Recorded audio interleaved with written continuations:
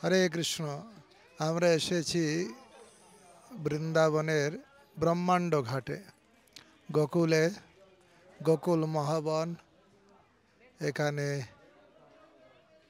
আমরা চিন্তাহরণ দর্শন করলাম একটু আগে, শিবজির মন্দির। তার আগে আমরা দর্শন করেছি দাউজি, তার আগে দর্শন করেছি রাভেল। এখন আমরা এসেছি ব্রহ্মাণ্ড ঘাট, এটা যমুনার ঘাট। গোকুলে ভগবান কৃষ্ণ আবির্ভূত হলেন, বাল সখাদের সঙ্গে খেলা করতে করতে এখানে আসতেন। একদিন ভগবান কৃষ্ণ কি করেছেন, মাটি খেয়েছেন। আর যখন মাটি খেয়েছেন, বলরাম সখাদের সঙ্গে খেলতে খেলতে যখন কৃষ্ণ মাটি খেয়েছেন, সঙ্গে বলরাম যে যশোদা মাকে নালিশ করেছে, মা গো তোমার কানাই মাটি খেয়েছে। তখন যশোদা মা এসে বলছে, আরে কানাই, দুধ দধি মাখন কোনো কিছুর অভাব আছে নাকি? নবলক্ষ গাভী আমার, তুই এখানে মাটি খাচ্ছিস কেন? বলছে না না না মা, আমি মাটি খাইনি। বলছে না, তুই মাটি খেয়েছিস, বলরাম বলছে। বলছে না, বলরাম মিথ্যা কথা বলে। হ্যাঁ, বলরাম মিথ্যা কথা বলে, না তুই মাটি খেয়েছিস। বলে মা, মিথ্যা কথা বলে বলরাম। বলছে না, কোথায় মিথ্যা কথা, বড় দাদা কেন মিথ্যা কথা বলবে? দাদা জানো মা, এই বলরাম একদিন কি বলছে? বলছে কি বলছিল? বলছিল তোর নন্দ মহারাজ ফর্সা আর যশোদা মা ফর্সা, তুই কালো কেন? আসলে কি জানিস, তুই নন্দ মহারাজ যশোদা মায়ের বেটা নয়, তোকে যশোদা মা নন্দ মহারাজ কুড়িয়ে পেয়েছিল। মা এটা কি সত্যি? বলছে না না না না, না রে না রে না রে কানাই, এটা সত্যি নয়, এটা মিথ্যা। বলছে তাহলে বলো কানাই, কানাই বলো তাহলে, বলাই এর দাদা ঠিক কথা বলে? বলে না না না, ও তো মিথ্যা, ঝুট ঝুট বলে, ঝুট বলে, মহা ঝুট বলে। বলছে মা তাহলে বলো, তুমি বলছো দাদা সত্যি কথা বলে, বলো মিথ্যা কথা বলে কিনা? বলছে হ্যাঁ হ্যাঁ বলে। বলছে আজকে তবে যশোদা মা বলছে না না, বলরাম আজকে মিথ্যা বলেনি, আজকে তুই মাটি খেয়েছিস, তুই মাটি খেয়েছিস। বলছে না মা, আমি মাটি খাইনি। বলছে তুই যদি মাটি না খাস মুখ খোল, মুখ খোল, মুখ খুললে দেখা। তখন ভগবান কৃষ্ণ মাটি মুখ খুলেছেন। যখন মুখ খুলেছেন, এই মুখের ভিতরে পুরো ব্রহ্মাণ্ড, গ্রহ উপগ্রহ, তারা নক্ষত্র, অনন্ত কোটি ব্রহ্মাণ্ড সব মুখের ভিতর দেখতে পাচ্ছেন। যশোদা মা ভাবছে কি দেখছি, আমি কি দেখছি? আমার মাথায় কি ভূত ভর করেছে, অথবা আমার শরীর কি খারাপ হয়েছে? আমি কি ঠিক দেখতে পাচ্ছি না?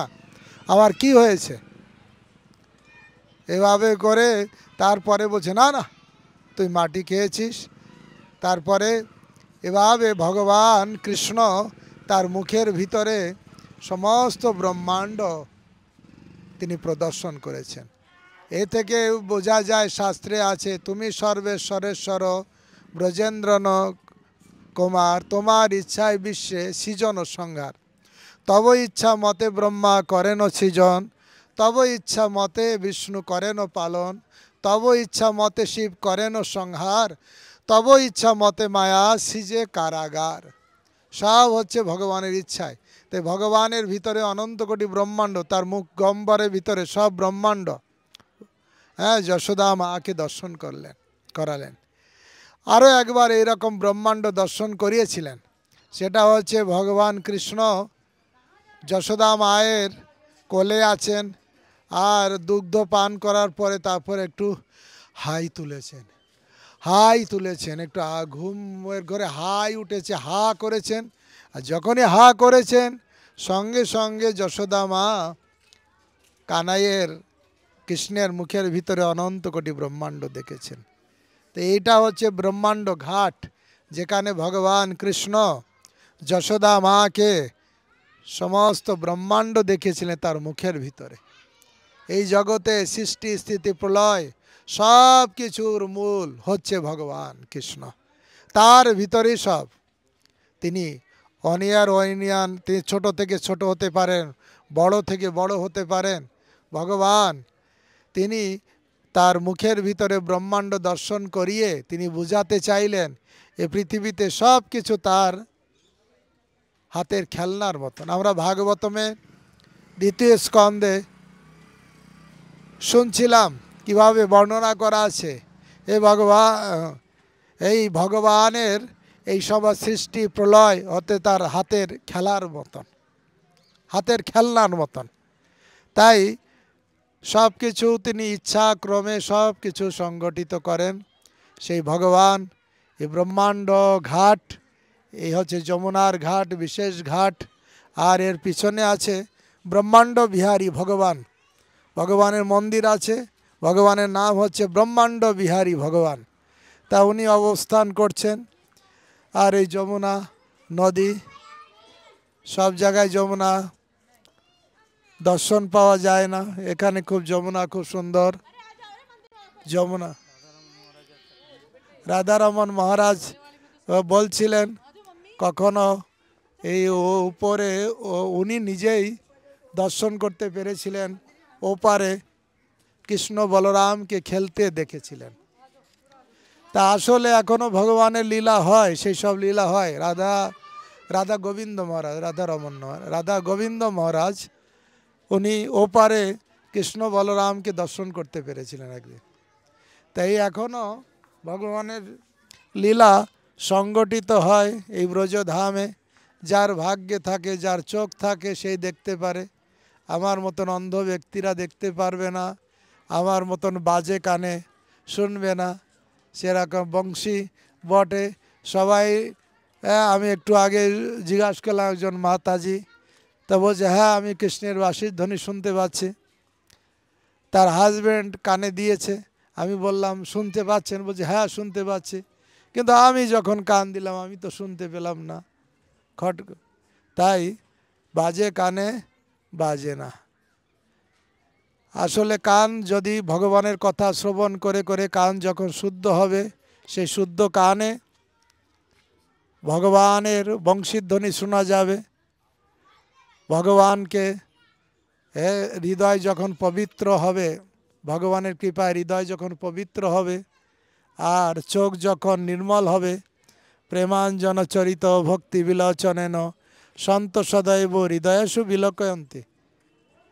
প্রেমের দ্বারা চোখ যখন রঞ্জিত হবে প্রেমাঞ্জন, তখন সেই প্রেমের চক্ষু দ্বারা ভগবানকে দর্শন করা যাবে।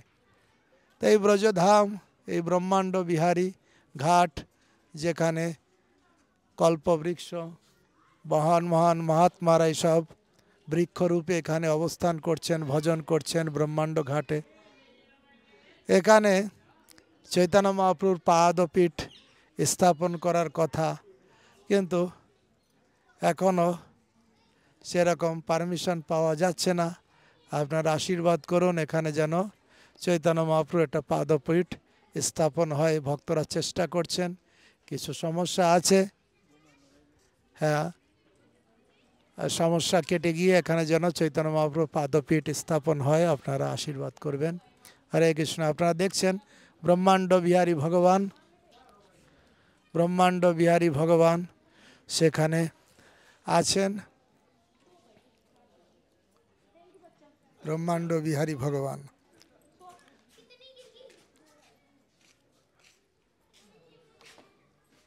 এখানকার মাটি নিয়ে যাওয়া হবে, আপনারা পাবেন। হরে কৃষ্ণ।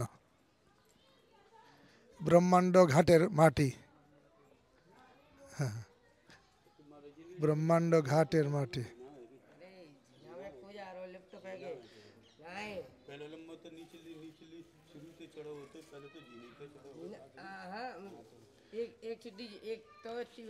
ব্রহ্মাণ্ড বিহারী ভগবান, ব্রহ্মাণ্ড বিহারী এখানে অবস্থান করছেন। ভগবান ব্রহ্মাণ্ড বিহারী,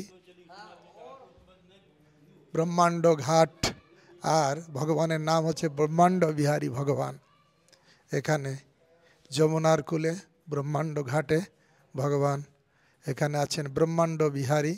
আপনারা দর্শন করছেন ব্রহ্মাণ্ড বিহারী ভগবান। কৃষ্ণচন্দ্র ভগবান কি।